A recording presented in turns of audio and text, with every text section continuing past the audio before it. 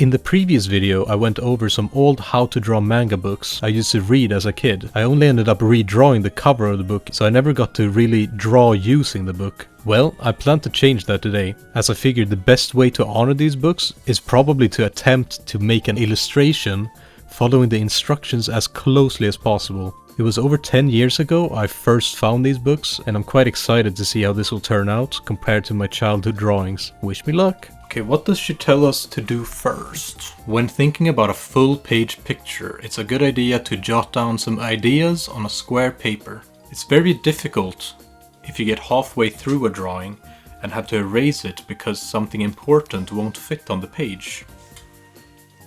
So let's start with that. So I wanted to try to draw Marcel from Delicious in Dungeon in this art style, and I have no idea how this will turn out. Very different from how I usually draw it. So I think I want to waist up portraits. I wanted to be holding a little thing that she is finding very disgusting, as usual for the show if you're familiar with it. But I will just replace it with a little treat that I despise. You will see what it is. Most of you wouldn't probably even know this food item, but actually it would probably be funnier if you held it like this, you know? Should probably be closer to her face. Arm would be straight out. I think something like that. I'd rather eat goblin. I'd rather gargle goblin guts. I think this is a good sketch. So normally now I would just keep going with the sketch, like add all the clothing, but whatever, let's just go to the next page. So the first step is to draw the character, draw like the skeleton of the body, I guess. Okay, so we're already running into a problem. I don't really know how to make the structure for the head, so I need to go back to the first book. Alright, so first off I made a mistake. I should not have drawn a circle, I should have drawn an egg. Alright, so here we have an egg. She just wants us to look closely at the drawing to see where to put the eye lines. That feels about right. These eyes will be absolutely massive. Okay, let's try to draw the stick figure. Now I would never draw it like this. I'm kind of just forcing it at this point. Alright. Build up the body by drawing basic shapes like tubes, boxes and circles on the top of the stick figure. Alright, I had to go back to page 14 to find how the female torso looks. She hasn't made any examples from the front view. Oh, in the first book she has. I just don't love this way of structuring a drawing. I guess it kind of doesn't make sense for me to draw it like this, as someone who is used to drawing it in a different way. I could see how it makes sense to a beginner to be able to understand how the body is structured a little bit. This is kind of driving me a little bit insane. I keep wanting to stray off the path, but I will try to actually adhere to the advice. Alright, so we can skip stage 3, 4. Start adding the details, start with the faces and hands and smooth out bodies, arms and legs. This hand fucking sucks! What the fuck am I doing? Guess I just don't know how to draw hands. Oh yeah, we have a book. I can just read the book.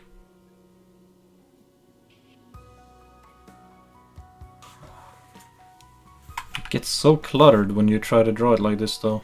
But I think that actually turned out pretty good. The book worked.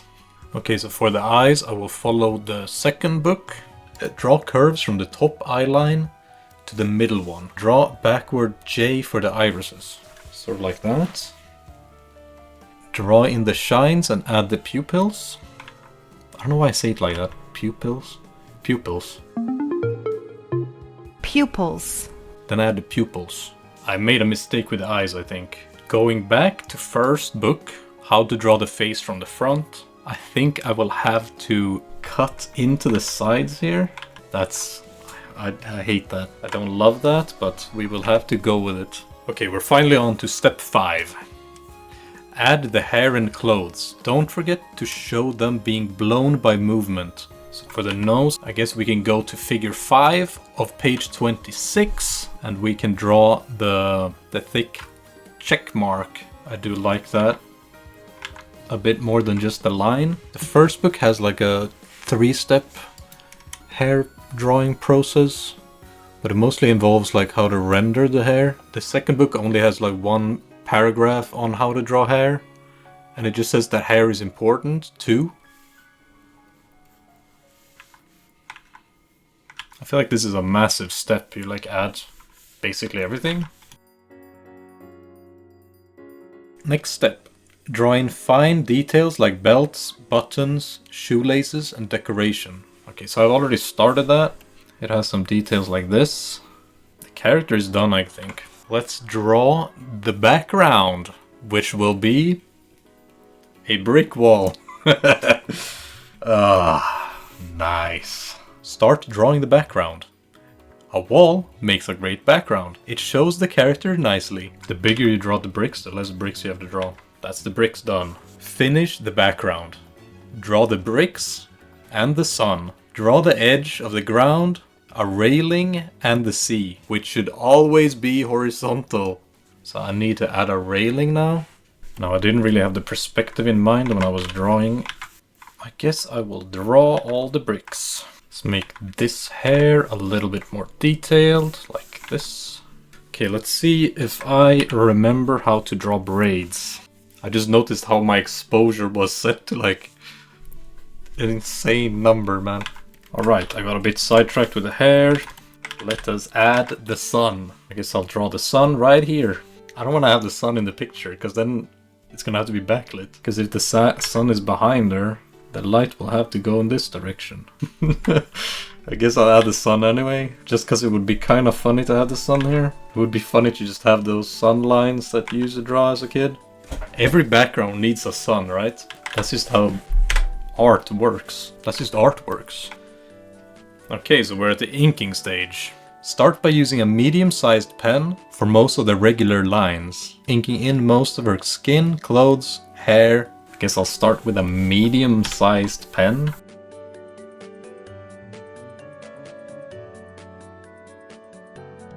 Step 10. Finish inking your character's lines with a medium-sized pen. Then use a fine pen for details like eyes, noses, and mouths. To make your character stand out from the background, use a thin pen to ink the background. Alright, a thin pen. There we have it. What's the next step? Your picture should look like this. To make things stand out better, add more details. Guess we can skip that. Draw around the outside of your characters with a thicker pen to make them stand out. I guess we will do that. How thick should we go though? We'll see how it looks when I'm done with it.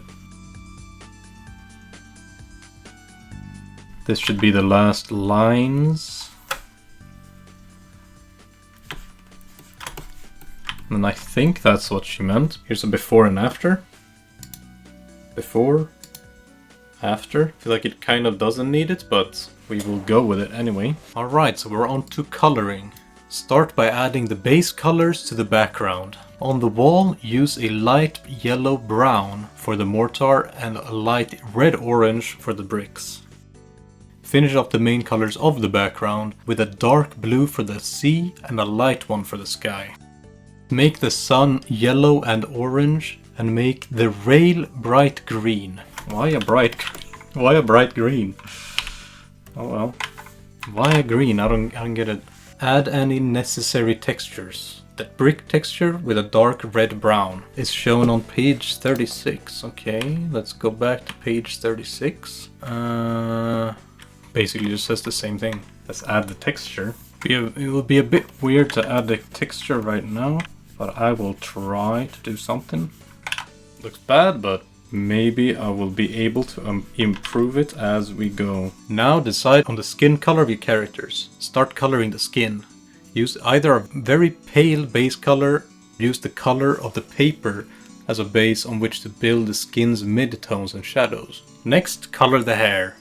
Leave plenty of jagged highlights to make it look shiny. Make sure all of your lines go in the hair direction. If you want the hair to look shinier, go over the color with a white pencil to blend the colors into the highlights. Once the hair is done, it's time to color the very pale or white areas. Start coloring the clothes. Lay down a base color for all of the clothes. Color any metallic or shiny objects.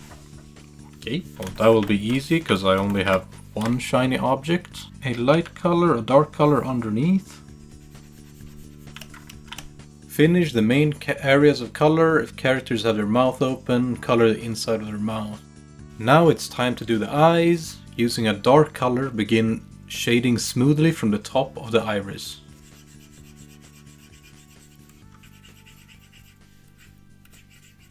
And press hard using a bright color over that. I don't really know what she means by this. Maybe something like this. These instructions are obviously made for traditional art, but I'm trying my best to replicate them using the tools I have. Now we are almost done.